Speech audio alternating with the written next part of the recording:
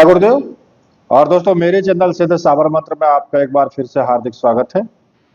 और देखिए, आज मैं आपके लिए जो साधना लेकर के आया हूं वो साधना लक्ष्मी साधना से संबंधित है।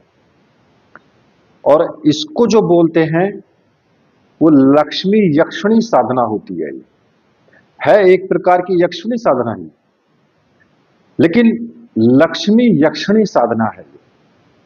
और देखिए, लक्ष्मी तंत्र में लक्ष्मी का ये श्रेष्ठतम जो तंत्रोक्त स्वरूप होता है वो स्वरूप है। और ये जो साधना है बहुत ही जल्दी सफलतादायक है और ये तीव्र प्रभाव वाली साधना है जिसके माध्यम से आप लक्ष्मी को अपने वश में कर सकते हैं। और लक्ष्मी को वश में करने का तो आप फिर अर्थ जानते ही हो। देखिए, मैं जो ये साधना आज आपके लिए दे रहा हूं, ये साधना काफी महत्वपूर्ण साधना है और इस साधना को प्रत्येक व्यक्ति को करना ही चाहिए। देखिए, सही रूप में और शुद्ध रूप में अगर लक्ष्मी की साधना की जाए तो ऐसा कोई कारण नहीं है कि लक्ष्मी प्रसन्न ना हो और जो साधक होता है उसको फल की प्राप्ति ना हो, क्योंकि लक्ष्मी का निवास तो गृहस्थों के यहीं पर है। भाई, साधु सन्यासियों को तो मतलब क्या पड़ा है धन धन से, लेकिन अब धन की या लक्ष्मी की आवश्यकता तो जो गृहस्थ व्यक्ति है उसी को तो है। तो लक्ष्मी का निवास कहां होगा? भाई, गृहस्थी के पास ही होगा। और तंत्र का जो ज्ञान है वो हर किसी व्यक्ति को होता नहीं, और जिनको थोड़ा बहुत ज्ञान होता भी है ना, तो वो सही रूप से उसकी प्रक्रिया को नहीं अपनाते।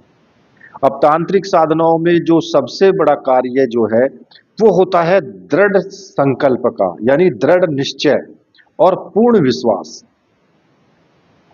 और देखिए, अगर व्यक्ति को पूर्ण विश्वास है, उसका दृढ़ निश्चय है कि भाई मैं तो ये प्राप्त करके ही रहूंगा, और जब ये भावना मन में रहेगी तो साधना जो विधि है और उसका पूरा ज्ञान हो, आपको गुरु का निर्देश हो, उनका आशीर्वाद हो, तो ऐसे व्यक्ति को तो क्या, देवताओं को भी ऐसे साधक के वश में होना पड़ता है। आदमी की तो बात ही छोड़ दो, जो देवता होते हैं उनको भी साधक के वश में होना पड़ता है। और देखिए, मैंने बहुत से लोगों की बातें सुनी है और मेरे पास में मैसेज भी करते हैं और उनके कभी कभी कॉल भी आते हैं। लेकिन बहुत से व्यक्तियों का एक क्वेश्चन होता है, मान लिया मैंने कोई साधना बता दी, उसने अपनी प्रॉब्लम बताई, मैंने साधना बता दी, भाई ये साधना करो तुम्हारी समस्या सॉल्व हो जाएगी। तो उनका फिर क्वेश्चन क्या आता है कि जी इसके करने से ऐसा हो जाएगा क्या? अब लो भाई, अगर तुम्हारे मन में विचार यानी दृढ़ संकल्प नहीं है, कोई निश्चय नहीं है, क्यों, और ना ही तुम्हें विश्वास है, भाई विश्वास की बात तो वहीं पे कट जाती है जब आपने ये कहा कि जी इसके करने से ऐसा होगा क्या।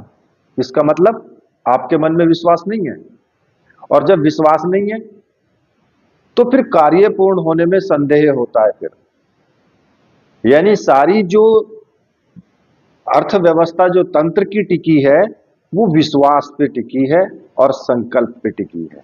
यानी व्यक्ति के अंदर दृढ़ निश्चय हो कि मुझे करना ही है और विश्वास हो, तो ऐसी कोई साधना नहीं है जो पूर्ण ना हो। और देखिए, लक्ष्मी प्राप्ति के लिए तो जो सब धर्म है ना, चाहे वो कोई सा भी धर्म हो, सब में जो है ये लक्ष्मी प्राप्ति के लिए बताई गई हैं, सब विधियां बताई गई हैं। लेकिन जो अपना हिंदू धर्म है उसमें भी कहा गया है कि जीवन का अर्थ जो है वो भगवान का जप करना है, बाकी सब संसार तो माया जाल है। लेकिन हिंदू धर्म में ही लक्ष्मी के संबंध में जितने ग्रंथ लिखे गए हैं इतने शायद किसी और विषय पर नहीं लिखे गए। हमारे यहाँ तो जो है भारतवर्ष में भाई पत्नी को लक्ष्मी कहा जाता है, और जब घर में कन्या पैदा होती है तो उसको भी कहा जाता है कि भाई लक्ष्मी का आगमन हुआ है। अब अगर पूजा और पाठ की ही बात ले ली जाए तो देखिए, विष्णु जी की पूजा लक्ष्मी जी के साथ होती है, शंकर की पूजा पार्वती के साथ होती है, राम की पूजा सीता के साथ, कृष्ण की पूजा राधा के साथ। और जो लक्ष्मी, राधा, पार्वती, सीता, ये सब लक्ष्मी के ही तो स्वरूप हैं। तो ये जो है सबसे श्रेष्ठ तत्व है। ये जो लक्ष्मी है, लक्ष्मी के स्वरूप के बिना भगवान की कल्पना ही नहीं की जा सकती है। क्या कोई पार्वती, लक्ष्मी, सीता, राधा का तिरस्कार करके और भगवान की कृपा प्राप्त कर सकता है क्या? अगर आप इनका तिरस्कार कर दो, इनको मत मानो, तो क्या भगवान की प्राप्ति कर लोगे? नहीं हो पाएगी। इसलिए लक्ष्मी की साधना को सर्वोपरि बताया गया है।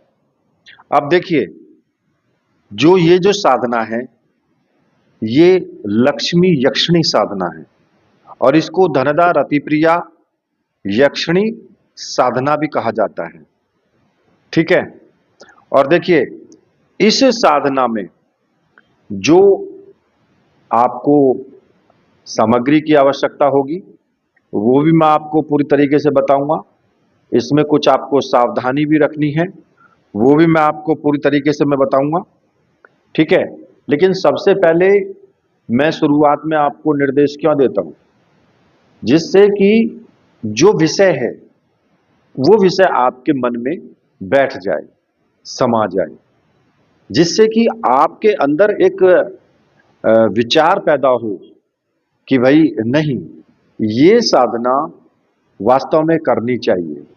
क्योंकि अगर मान लिया कि भाई मैंने आपको ऐसे ही बोल करके और छोटी सी वीडियो बना करके और आपको दे दी, तो आपके मन में वो विचार नहीं उठेंगे, वो अंदर से भावनाएं जागृत नहीं होंगी, क्योंकि जब तक आपको पूरी तरीके से समझाया नहीं जाए। देखिए, अब मैं इसकी जो विशेष रूप से आपको सामग्री की आवश्यकता होगी इस साधना को करने के लिए, वो मैं आपको बता देता हूं। इसमें एक तो लक्ष्मी यक्षिणी यंत्र और एक लक्ष्मी माला और एक रक्षा माला, इन सामग्रियों की आवश्यकता होगी। और ये तीनों सामग्री आपके मंत्र सिद्ध और प्राण प्रतिष्ठा युक्त होनी चाहिए। अगर आपको ऐसी सामग्री की आवश्यकता है तो आप मुझे व्हाट्सअप कर सकते हैं। वीडियो में ही मैंने अपना व्हाट्सअप नंबर दिया हुआ है, वहां से आप मुझे व्हाट्सअप करके और ये सामग्री आप प्राप्त कर सकते हैं। और देखिए, सामग्री आपको 100% मिलेगी, इसमें तो संशय की कोई आवश्यकता ही नहीं है। ठीक है। इसके अलावा कुछ और भी सामग्री की आवश्यकता पड़ेगी, वो आप अपने घर से ही उसका इंतजाम कर सकते हैं। आसन आपका पीले रंग का होगा और पीले रंग के वस्त्र धारण करेंगे। घी का दीपक होगा, अगरबत्ती, धूपबत्ती जो भी आपके पास है वो ले लें। गुलाब या फिर चमेली का कोई इत्र ले लें। पुष्प होने चाहिए, चावल होने चाहिए और कुमकुम होने चाहिए। और साथ ही थोड़ा सा जल एक कटोरी में या गिलास में भर करके आप वहीं पर रख लें। अब देखिए, सबसे पहले आपको क्या करना है कि अपने लगभग 10 बजे से पहले, रात्रि के 10 बजे से पहले या सुबह करते हैं तो जब भी, स्नान आदि करके और बिल्कुल स्वच्छ वस्त्र धारण करके और अपने साधना कक्ष में आ जाना है। और वहां पर सामने चौकी लगा करके और उस चौकी के ऊपर पीला वस्त्र बिछा दें और सामने जो है आप जो आपकी गुरु हैं या फिर भगवान शिव, जिनको भी आपने गुरु माना है, उनकी फोटो आप वहां पर रख लें। ठीक है। और जो फोटो आपने रखे हैं उनके ठीक सामने एक प्लेट रख लें और उस प्लेट में आप गुलाब के या जो भी पुष्प आपके पास है उनकी पंखुड़ियां बिछा दें और उनके ऊपर आपको लक्ष्मी यक्षिणी यंत्र जो है उसको आप स्थापित कर देंगे। ठीक है। और उसके साथ ही एक दीपक जला लें घी का, अगरबत्ती धूप बत्ती जो भी आपके पास है उसे जला लें। अब अपना आसन लगा करके बैठ जाएं और आपको आपका जो मुख है वो उत्तर दिशा की तरफ होना चाहिए। ठीक है। सबसे पहले आपको क्या करना है, थोड़ा पवित्रीकरण कर लेंगे शुद्ध जल लेकर के, और अपने ऊपर जल छिड़के, स्वयं के ऊपर थोड़ा सा जल हाथ में लेकर के संकल्प लें कि अपना नाम बोलें, अपना गोत्र बोलें, अपनी साधना का उद्देश्य जो भी है कि मैं लक्ष्मी प्राप्ति के लिए ये साधना करने जा रहा हूं और इसमें मुझे पूर्ण सफलता मिले, ऐसा कह करके और जमीन पर आपको जल को छोड़ देना है। ठीक है। अब आपने जो है यंत्र भी स्थापित कर दिया, दीपक भी आपने जला लिया है, और अगरबत्ती धूप बत्ती जो भी आपके पास है उसे भी आप जला लें। अब आपको क्या करना है कि सबसे पहले अपने चारों तरफ आपको सुरक्षा का इंतजाम करना है। आपको जल लेकर के थोड़ा सा ओम नमः शिवाय बोलते हुए अपने चारों तरफ आपको जल से एक धारा बना लेनी है। ठीक है। और थोड़े से चावल हाथ में लेकर के और सभी दिशाओं में चावल फेंकते हुए आपको मंत्र बोलना है। ओम असर्पंतु ये भूताय भूमि संस्था, ये भूताय विघ्न कर्तास्ते नश्वंतु शिवाज्ञा, अप्रमाणांतु भूतानि पिशाच सर्वतो दिशम, सर्वेशाम विरोधेन पूजा कर्म समारंभे। ये बोल करके और चावल चारों दिशाओं में, मतलब कि चारों तरफ आपको फेंक देने हैं। इससे क्या होगा कि कोई भी भूत प्रेत सर्प वो आपकी साधना के, जहां तक वो चावल चले जाएंगे वहां तक आपकी साधना में किसी प्रकार का कोई भी विघ्न उत्पन्न नहीं करेगा। ठीक है।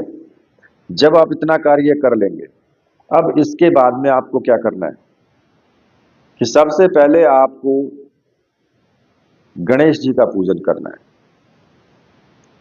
आप गणेश जी को सिंदूर का या कुमकुम का टीका लगाएंगे, थोड़े चावल चढ़ाएंगे, पुष्प चढ़ाएंगे और धूप दीप उनको दिखाएंगे, और गणेश जी से प्रार्थना करते हुए आपको मंत्र बोलना है, वक्रतुंडाय हुम। इस मंत्र का आप केवल 11 बार जाप करेंगे। ठीक है। और गणेश जी से प्रार्थना करेंगे कि हे विघ्न विनाशक, मेरी साधना के अंदर किसी प्रकार का कोई विघ्न ना आए, सभी विघ्नों को आप समन करें। ठीक है।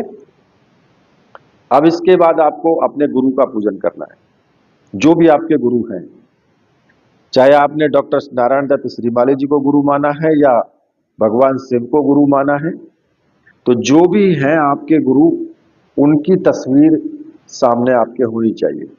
ठीक है। अब गुरु जी को सबसे पहले आप टीका लगाएंगे, चावल चढ़ाएंगे, पुष्प चढ़ाएंगे, धूप दीप दिखाएंगे। ठीक है। और गुरुदेव से हाथ जोड़ करके प्रार्थना करेंगे कि गुरुदेव, मैं ये लक्ष्मी यक्षिणी साधना करने जा रहा हूं, इस साधना में मुझे पूर्ण सफलता मिले, आप मुझे आशीर्वाद दीजिए और आज्ञा प्रदान कीजिए। और मन ही मन आज्ञा लेकर के अपने गुरु मंत्र का एक माला का जाप आपको जरूर करना है, जो भी आपका गुरु मंत्र है। अगर आपने भगवान शिव को गुरु माना है तो ओम नमः शिवाय इस मंत्र का आप जाप करेंगे, और अगर आपने डॉक्टर नारायण दत्त श्रीमाली जी को गुरु माना है तो फिर आप ओम परम तत्वाय नारायणाय गुरुभ्यो नमः इस मंत्र का आपको एक माला का जाप करना है। अब ये जाप आप या तो रुद्राक्ष की माला से कर ले या फिर स्फटिक की माला से या गुरु माला जो भी आपके पास है, आप उससे इसका जाप कर सकते हैं। ठीक है। जब आप इतना काम कर लेंगे तो अब आपको छोटा सा कुबेर पूजन करना है। आप एक सुपारी रख लें, ठीक है, वहीं पर, और उसको एक कुबेर मान करके आप उनका पूजन करें।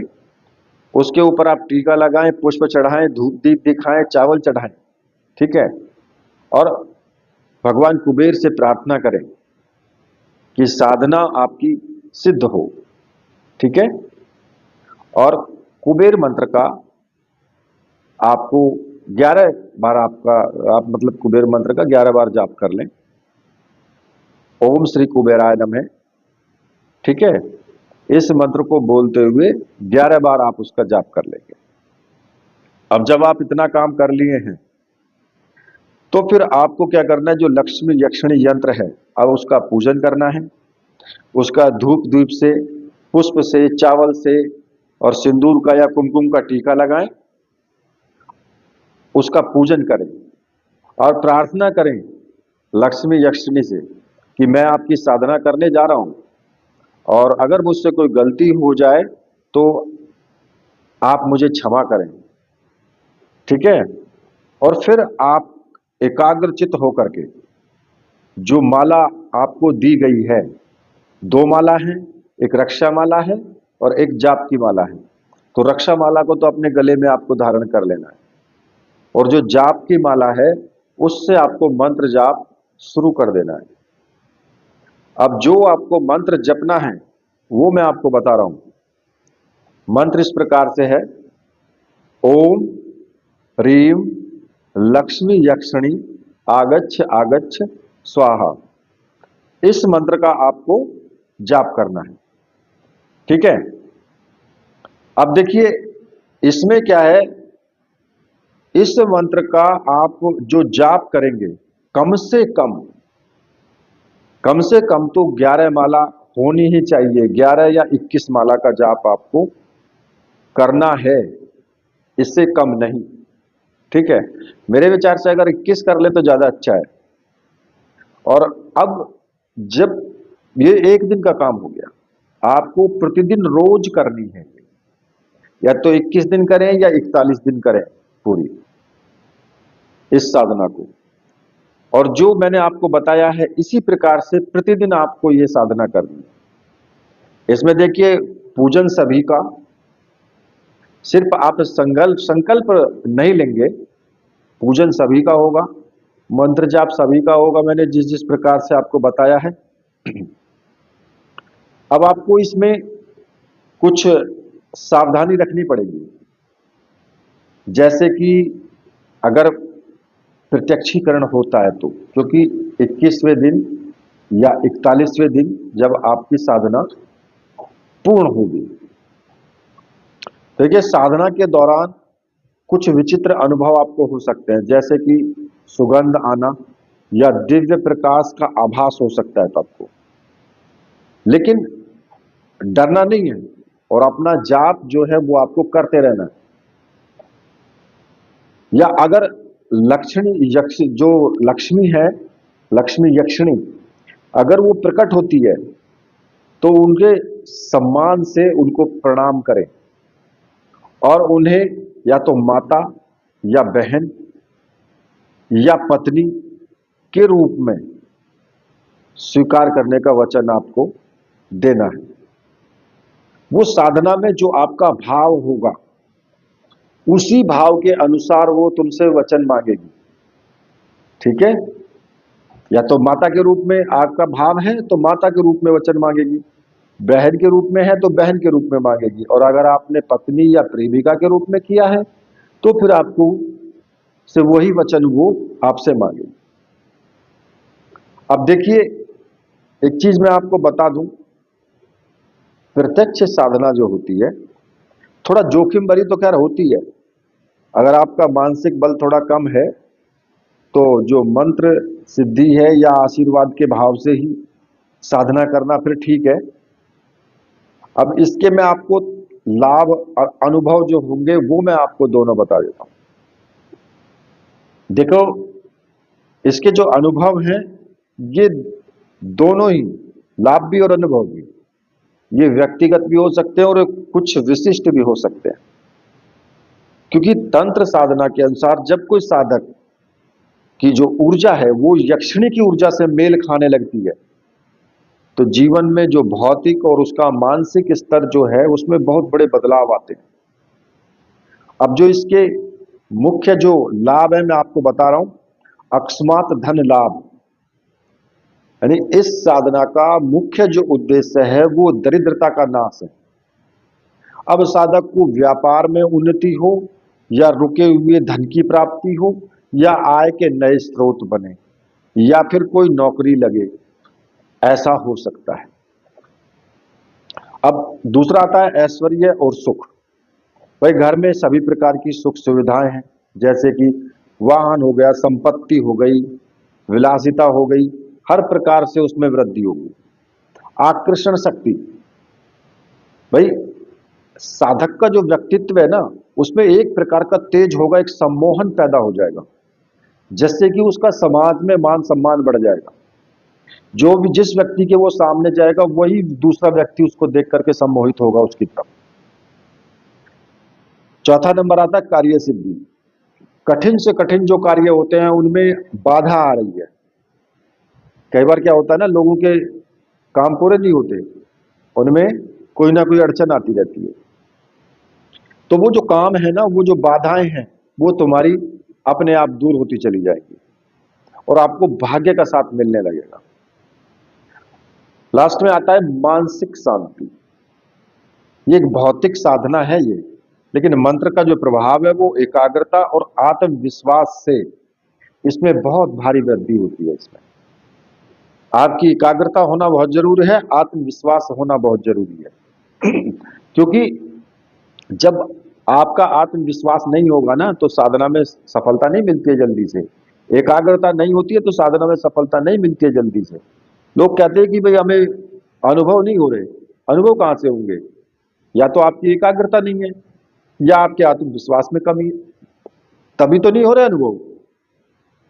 अब इसमें जो होने वाले अनुभव हैं उनके बारे में आपको बता देता हूं। देखो, साधना के दौरान जो अनुभव होंगे वो इस बात पर निर्भर करता है कि आपकी श्रद्धा और एकाग्रता कितनी है। क्योंकि आम तौर पर जो है 3 चरण के इसके अनुभव होते हैं। नंबर 1, जो 7 से 10 दिन के बीच में होंगे, उसमें आपको सुगंध का एहसास होगा।